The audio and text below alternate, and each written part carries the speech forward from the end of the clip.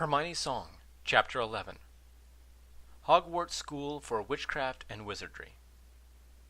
Harry had spent most of the day before in Quidditch practice, gone to bed early, and fallen asleep as soon as his head touched the pillow. His eyes snapped open and he lay still, trying to discover what had woken him. He glanced out the window and saw the dawn had just barely arrived. Experience had taught him to trust his hunches, and he knew something had startled him awake. A muffled yelp from the common room confirmed his fears, and he shot out of bed, taking his wand out from underneath his pillow. "Ron! Wake up!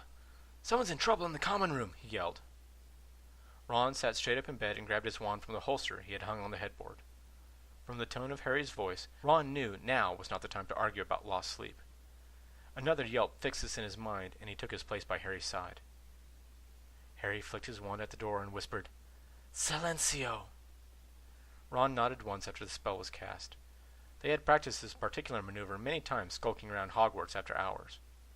Both young men held their wands at the ready, and Ron pushed the door open with his foot, giving Harry room to sneak through. A third painful yelp made them forget any sort of caution. It was clear to both of them that the yelp had come from Hermione. Ron slammed the door open wide enough for both of them to run through.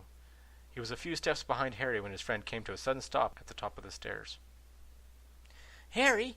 We have to help!" Ron started to yell when he registered the fact that Harry was laughing. "What's so bloody funny?" he demanded. Harry just nodded towards the common room. Ron followed his gaze, rolled his eyes, and tucked his wand into the pocket of his pajamas. "Leave it to Hermione to try and get a jump on even this homework," he sighed. Ron turned around and walked back up to his bed, hoping to salvage another hour of sleep. Harry walked down to the bottom of the stairs so he could watch Hermione practice with Remus's Pyramid of Pain, as Ron had dubbed it. She had set the pyramid to project 2 Death Eaters at once. After she neutralized one, it would reappear in a different location 5 seconds later. Hermione was whispering her spells in an attempt not to wake her fellow Gryffindors, something that was severely hampering her chances at holding her own against a pair of Death Eaters. Harry walked over and tapped the top of the pyramid to turn it off. Hermione's back was to the pyramid, and she spun around when the Death Eaters dissolved back into the ether. "Oh, Harry, I'm so sorry I woke you. I was trying to be as quiet as I could," she tried to apologize. Harry chuckled and pointed his wand at the ceiling and walls. "Audio reflectus," he said with a double flick and swish of his wand. "Fred and George taught me that spell the last time I was at the Burrow. They said it was the only way they could listen to music in their room without their mom telling them to turn it down," he explained. "Sound won't leave the room, but it might get uncomfortably loud for us on this side," he warned her. "Us?" Hermione inquired, still a bit embarrassed at waking Harry and Ron. Harry nodded while he picked up a practice wand and rotated the middle segment of the pyramid, setting it for 2 trainees. "Us," he confirmed.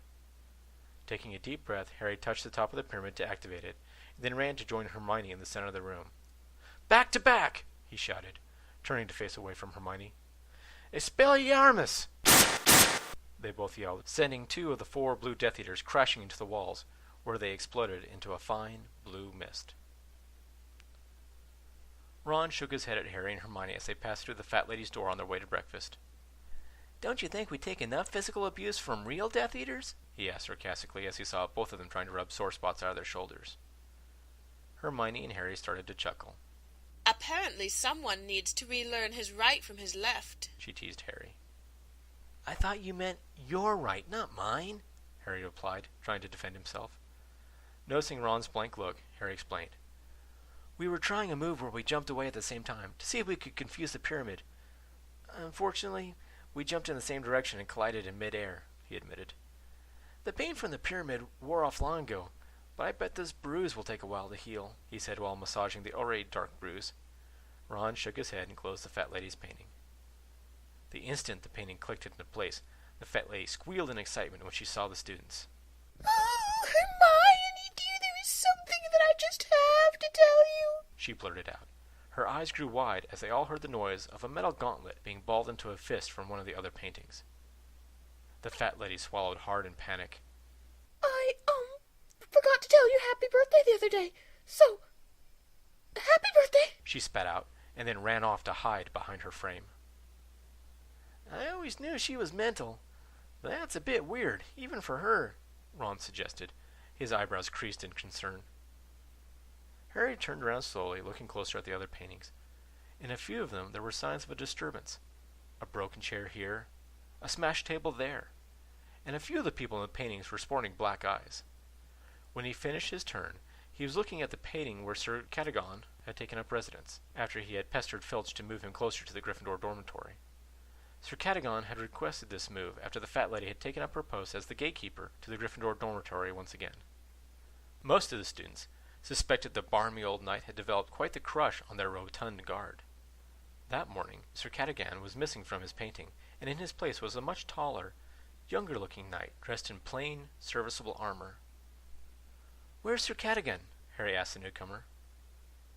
The younger knight let his balled-up fist relax before he turned his attention to Harry.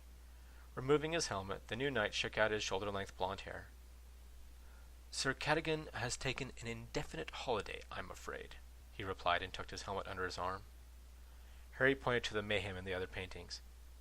"Did you do all this?" he inquired. The young knight smirked a little as he saw how the other paintings made it a point to look anywhere but at him. "Unfortunately, there was a small disagreement over the relative merits of gossip," he replied with a shrug.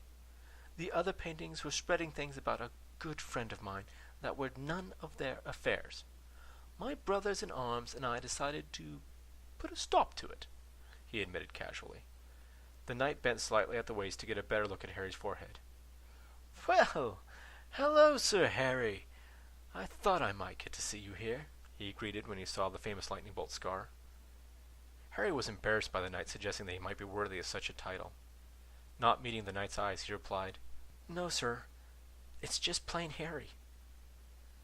"Is that so?" the knight inquired. He smirked again as he put his helmet back on his head. "Perhaps time is just waiting for the right monarch to have the honor of granting you that title," he said cryptically before he closed his visor and made some minor adjustments to how the helmet was seated. Once his helmet was firmly in place, the knight's head slowly turned from side to side, keeping a constant watch on the other paintings. As the other students continued their way to the Great Hall for breakfast, Harry glanced back at the knight. "Any idea who the paintings were talking about that got the knight so upset?" he asked his friends. Hermione scowled, deep in thought. I have no idea who he was referring to, but something about that knight seems vaguely familiar. I just wish I could put my finger on it," she complained. Ron just shrugged his shoulders and urged the other two to move along faster, with slight pushes on the smalls of their back. Breakfast was one of his 3 favorite meals, after all, and the sooner they got there, the sooner he could start eating.